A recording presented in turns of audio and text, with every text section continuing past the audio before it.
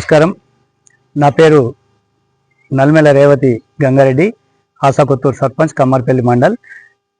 ఈరోజు మా ఊళ్ళో ముందు జాగ్రత్తగా నీటి ఎద్దడి ఉంది కనుక రాబోయే ఎండాకాలం ఉంది.